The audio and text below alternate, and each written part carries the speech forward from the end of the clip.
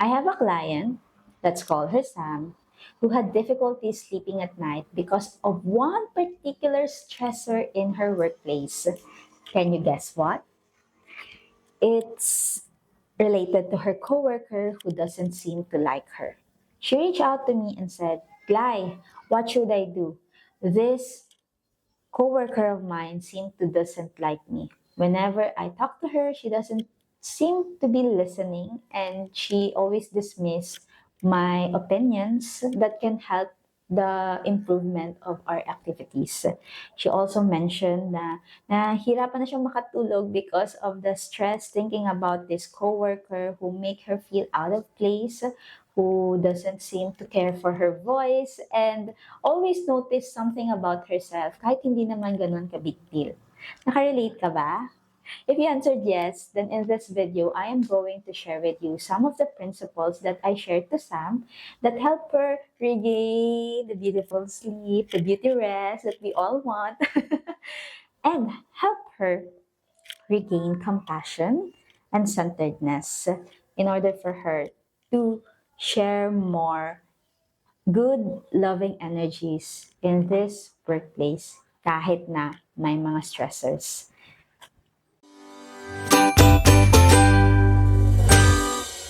My dearest beloved, if you're new to my channel, hi, my name is Glay and I am the founder of Kagandahang Taglay. And for the past 9 years, I have been working with our beautiful community called Helasio Family Farm School. And through this community, I was able to share the different well-being modalities I gained for the past 9 years and help thousands of individuals move from a place of pressure to presence, from feeling stress to experiencing glimmers, a feeling of safety and peace despite of the stressors or challenges in their life.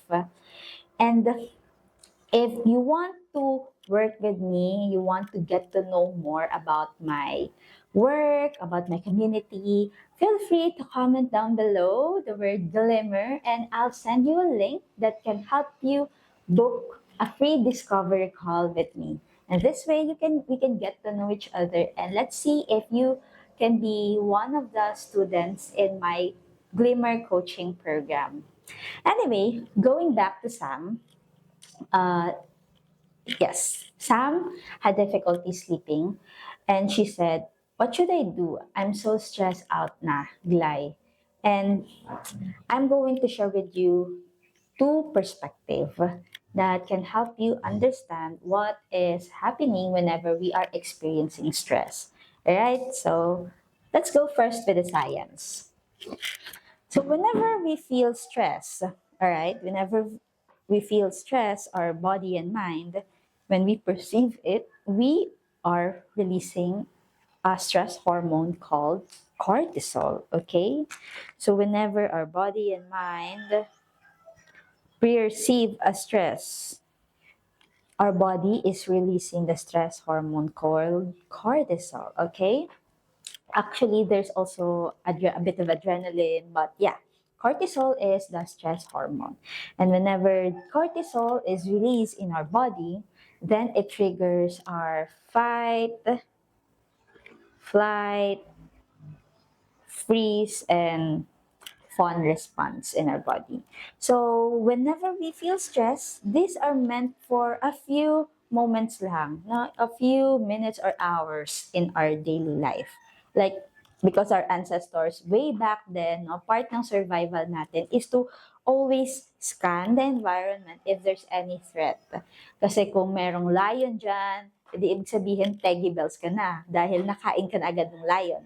But since we live in the modern age, no, wala namang lion in our surroundings. Maybe lion, hindi literal, no, but people who lion na, no, actually lions are actually good. But all I'm saying is, no, in our modern age right now, the lions doesn't usually exist anymore. But our mind, whenever it perceives stress, for example, a coworker who seems to doesn't like us, who seem to be always pinning or pushing our buttons, then cortisols are being released. It activates the fight, flight, freeze, and fawn response. When we say fight, we're ready to fight. Yeah. Okay. Di ba? Yung ganon. When we say flight, we avoid that person, no?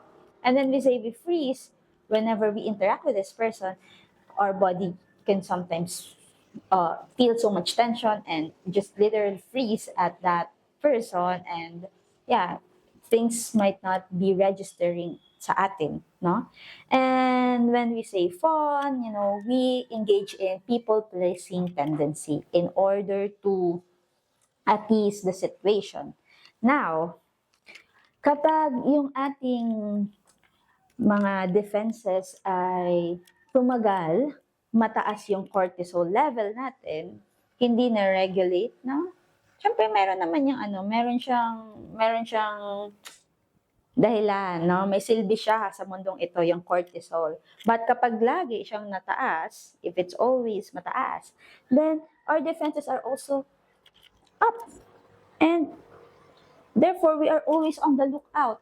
Lagi tayong napaparanoid, lagi tayong na-worry na baka itong coworker natin andyan kahit naman na wala pa naman siya dyan. Pwedeng narinig pa lang natin yung yabag ng heels and we feel freaked out na agad sa situation na ito. And now, what's happening kapag laging mataas yung cortisol? Sabi sa science, kapag mataas ang cortisol natin, it can affect our sleep.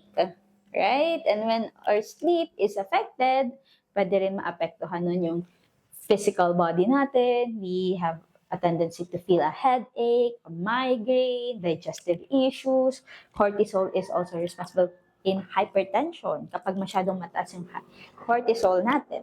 So that is from the perspective of science. What should we do now, di ba? Knowing all this, anong gagawin tuloy natin? Then, it is very important for us to first take a moment to pause for a while. Because when we pause, we're able to assess the situation, assess the danger, kung gaano kataas siya. And we are able to, lessen yung ating cortisol level. So, maraming paraan yan. Actually, daming paraan sa online, di ba? We live in an online world. Isa na dyan yung mga mindfulness, breathing, I myself practice Reiki, mindful movements, no?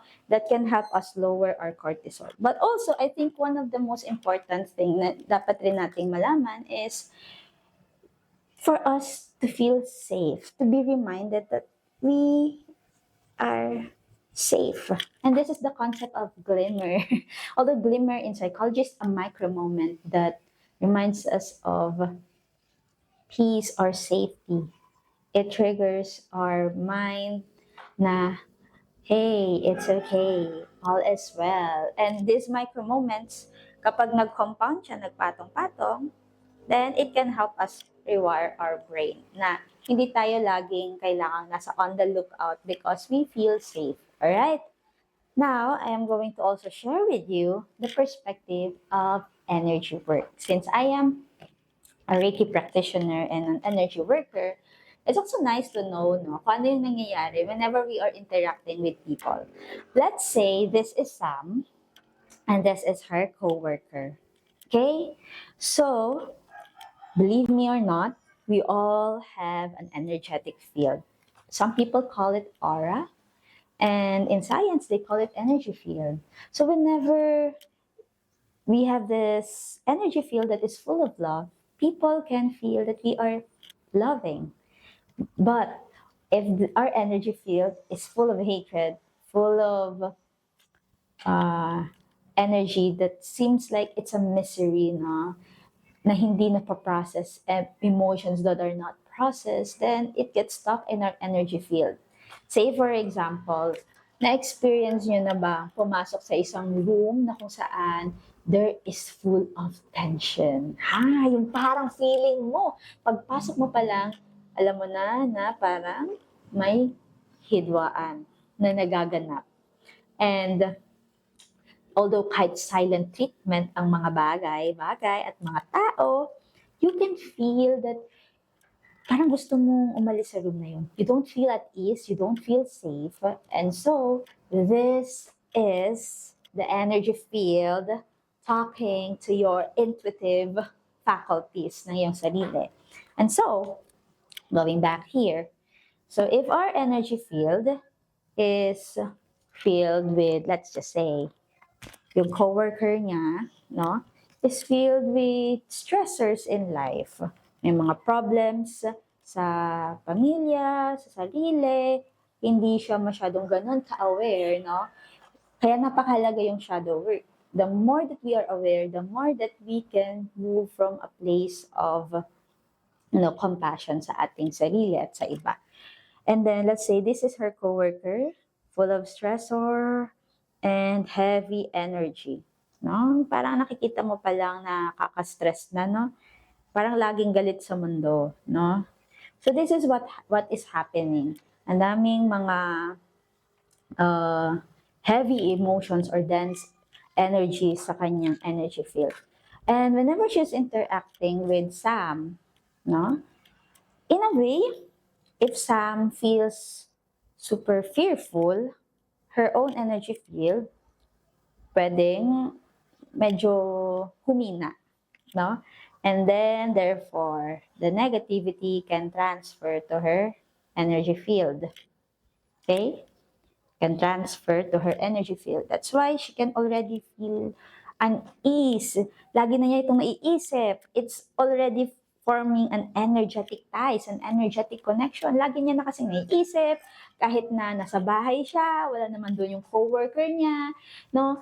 You know, in the perspective of energy, there's no time and space. And so, ibig sabihin, nagkakaroon ng energetic cords or energetic ties. And not saying na perfect tayo, no? Sometimes we also experience itong mga itong mga heavy energies.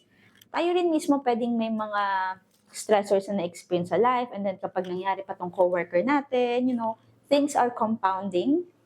But what is very helpful is to become aware. Now, the more that we are aware of it, the more that we can transmute this energy, the more that we can raise our vibration consciously.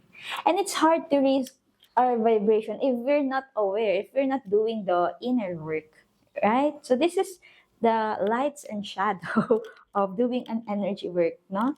And so, yeah, the more that you become aware, the more that you realize, teka, parang natitrigger ka nitong coworker mo. What's in this coworker? What's in this situation that makes you feel triggered? And what can you do to release yourself from these energetic bonds? So, dito ko na shinare kay Sam yung mga pwede niyang gawin that can help her regain her feeling of centeredness. You know, my dearest beloved, kapag ikaw ay feeling centered, you feel more assured sa iyong sarili, you feel more at ease, you feel full of love, you feel more compassion. Kahit na may mga stressors tayong na-experience, may mga tao tayong na-encounter na ganito, it's not easy na mahawa tayo sa kanilang energy because we are aware, right? And so, what I ask is, Sam, would you like to release this energy from your energy field? Would you like to lower your cortisol? And she said, yes. And so there are three things that I shared to her. Number one is this prayer. Some of us feels like prayer is so superficial, but my dearest beloved, the heart-centered prayer, the one that really comes from the heart, when you elevate it to the divine God, when you connect with the divine God, you are inviting the energies of the divine God to move these heavy and dense energy out from your system, to transmute all these heavy energies into your field, no? And my dearest beloved, whenever we are truly connecting with the divine God, we are remembering our divine essence. no? Our true self. We are remembering our true self. Our beloved self. Yun sinasabi ko. Sarap kiligin. Sarap mabuhay kahit na may mga challenges sa ating life. And, my dearest beloved, from, another thing na pwede ring makatulong is this. Doing a Reiki or energy healing work, no? It's something na before it manifests, something sa reality natin. It happened first in the energy, from the perspective of an energy worker. So yeah, the more that we become aware of our thoughts, our emotions, energy and emotions, no, we can become more gracious sa ating sarili, helping us to breathe, helping us to access that deep, all-knowing wisdom and compassion that we have within us. And so, I also said to her, you can also practice some breathing techniques. There's a lot in the YouTube, there's a lot online, and you can look for it. No? Also, another thing na shinare ko rin sa kanya ay she can cut the energetic ties or the energetic one. Okay?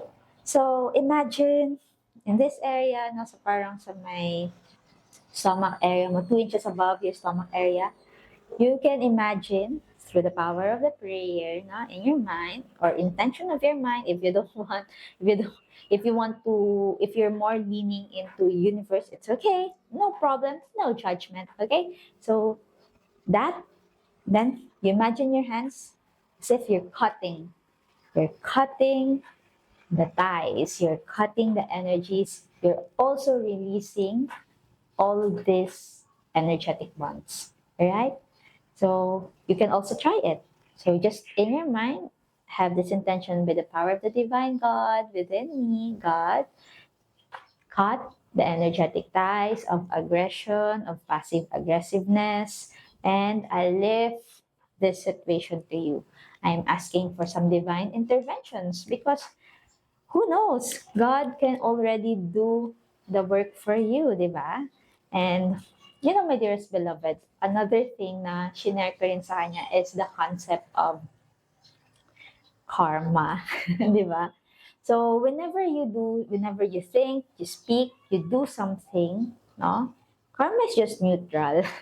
So, kung yung binigay mo, yun din yung babalik sa'yo. And that made her feel at ease.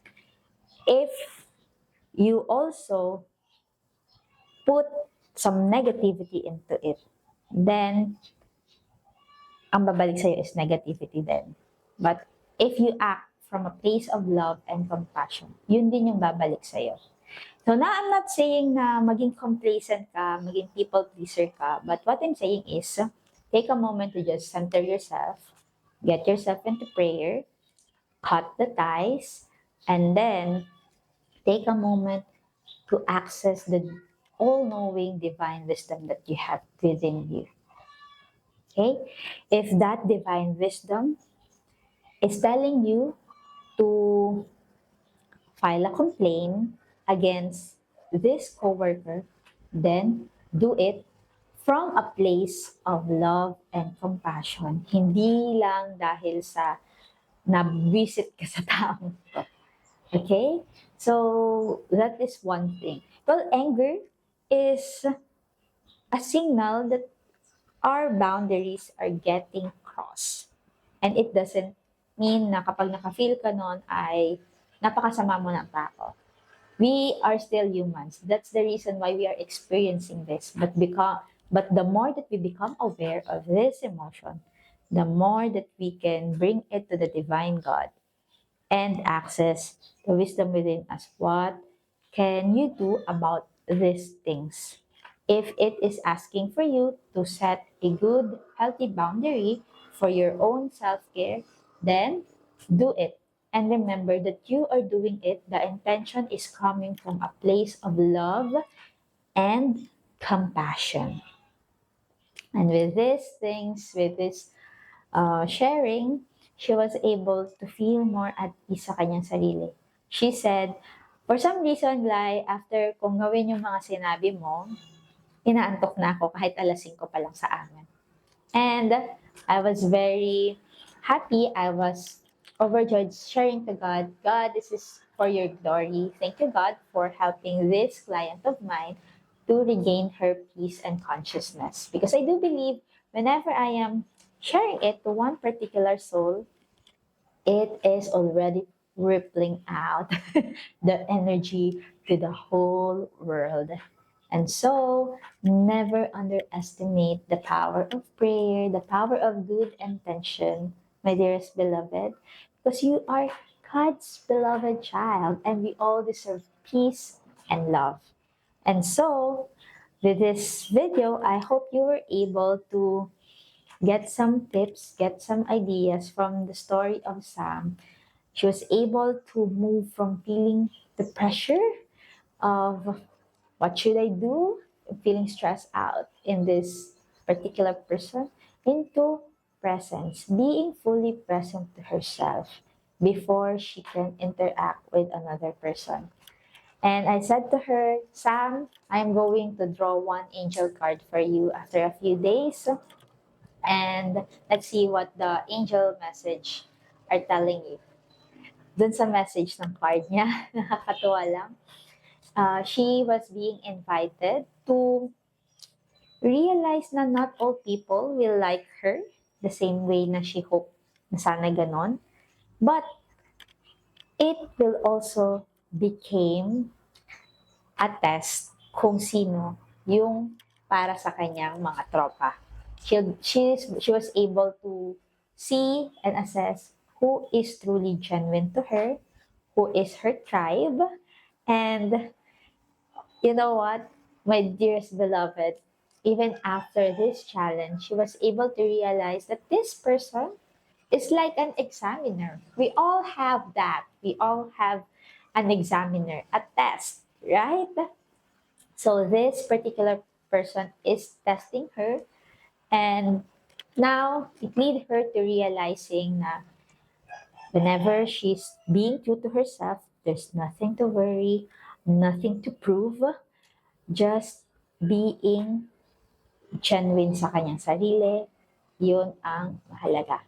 And so, my dearest beloved, I hope you also realize na sometimes we just need to become true to ourselves. We just need to extend more love sa ating sarili. And not all people will like us, but through these people, we can sort out who is our tribe, who is someone that can vibe with us. And sometimes, in the greater scheme of things, baka mapasalamatan pa natin itong taong to dahil tinuturuan niya tayo ng isang mahalagang lesson sa moment ng ating buhay. And so, I'm ending this video by reminding you that always remember, God loves you, so don't forget to like this video, subscribe to my channel, share this to your family and friends, and again, if you feel called to get to know me, get to know my coaching program, the Glimmer program, feel free to write down the word Glimmer below, or let me know how this video inspire you in any way. Okay, so thank you so much for tuning in until this very moment, and I'll see you on my next one. Bye! Mwah.